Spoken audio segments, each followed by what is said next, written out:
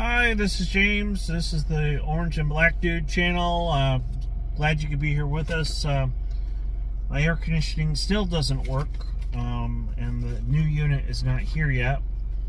So what I'm going to do is I'm going to respond to the the coach's preseason poll and give you my thoughts. Just real quick,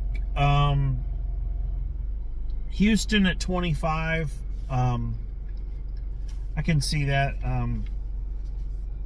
Dana Holgerson's doing a pretty good job down in Houston. I like their facilities. Obviously, it was good enough for them to get into the new Big 12. So they got Ole Miss at 24. Lane Kiffin's doing a really good job, and he did lose some key pieces from last year, so I understand that. Arkansas at 23. Man, oh man, Arkansas has a brutal schedule with Alabama and Auburn and LSU, and just the whole SEC West is difficult. But I was taught as a teenager that the way you win football games is by playing good defense and running the football, and Arkansas can do both of those, so they got a puncher's chance. Since they got Cincinnati at 22, they did lose some pieces, but Luke Fickell's a good coach. I can see that. 21, Kentucky. I like Mark Stoops as a coach. They got Wisconsin at 20, Wake Forest at 19. Makes sense that they're ranked. I mean, they did play in the ACC title game last year. They got Texas at 18. I have mixed feelings about Texas. And when I did my Big 12 predictions,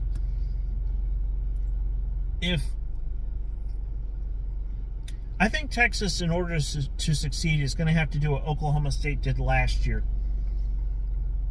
I think they'll realize that they've got some young quarterbacks and they can't throw the ball as much as they want to, and that they're going to start handing the ball off more to Bijan Robinson.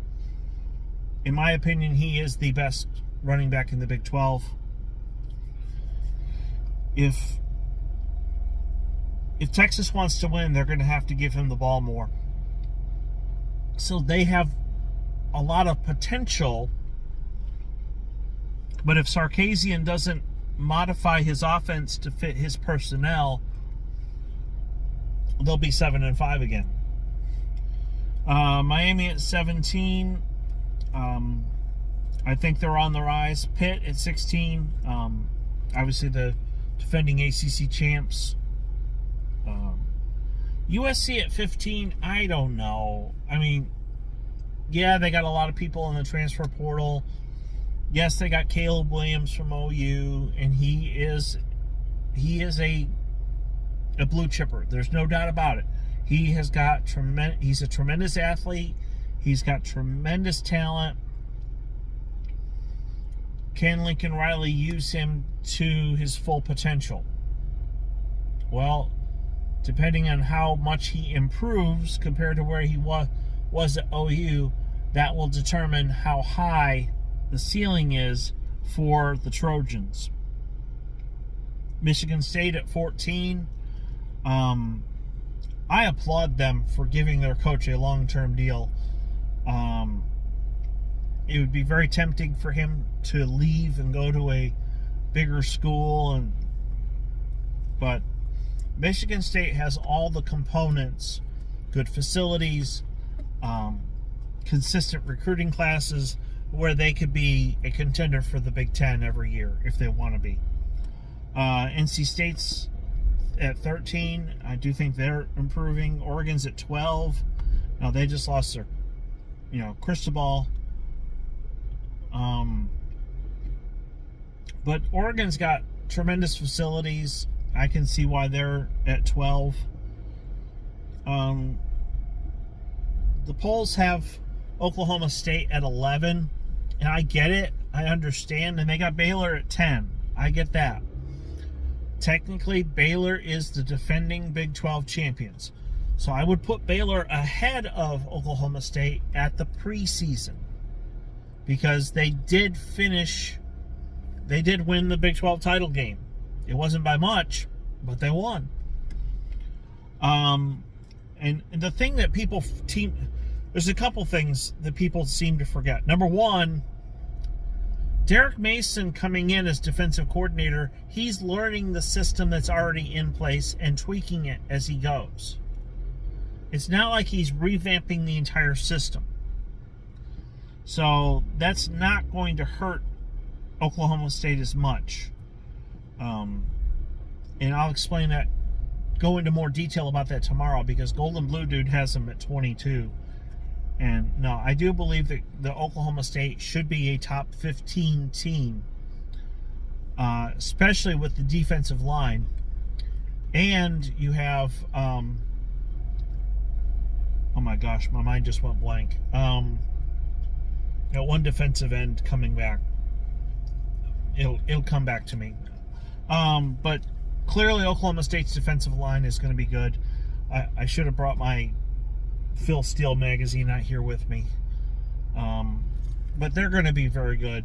Baylor's going to be very good. They got 4 or 5 offensive linemen returning. If you win the battle in the trenches, you're going to have success. And so Baylor's going to have a really good year. I do think OU is going to be good. I don't think they're top 10 good. The preseason the coaches poll has them at number 9. And I think it's just because of the strength of the brand, to be honest. If this new quarterback who came in from University of Central Florida, if he's good and can get acclimated, yeah, OU's going to have some success. But now Utah at 8, granted, they're the highest ranked Pac-12 team, and they should be, because they are the defending Pac-12 champions. And but as Ric Flair said, to be the man, you got to beat the man. So, being the champ is one thing, staying the champ is something else. And when everybody's got their bullseye on your back, how do you handle it? So we'll see how Utah handles that success. A&M at 7, a lot of this has to do with the recruiting class. I would not put that much stock into freshmen. Although today's teenagers are coming out of college or high school with they're doing strength and conditioning programs at the high school level, so they're better prepared when they get to college. Michigan at number 6. Yeah, Michigan won. Michigan won the Big Ten last year. So, question is, can they repeat? Can Harbaugh have the same amount of success that he had last year? That's the key. Notre Dame at 5. I mean, Notre Dame lost their head coach, several assistants. I don't know. I just don't know. I don't think they're a top 10 team. But we'll find out early on. I mean, they got a big game against Ohio State early in the season. So, if they can win that, sky's the limit. I mean, if they win that, they'll prove me wrong, and they'll prove a lot of people wrong. So, Clemson at 4. Yeah, I do believe Dabo Swinney righted the ship, and they were headed in the right direction. They got off to a rough start last year, but they really improved. Georgia at 3. Of course, defending national champs, but they lost so many defensive players. They lost a lot of defensive players. I just don't see them. Ohio State 2. Some people are predicting that they're actually going to win it all this year. That's a real possibility. They're the type of program that doesn't they don't have to rebuild. They just reload. And that's the same for Alabama. Of course, Alabama's got the returning Heisman Trophy winner at quarterback. So, yeah, I expect them to be good. So anyway, that's my reactions to the top 25. I do think, as far as top 4, will the Big 12 team make it into the playoff? I think they can.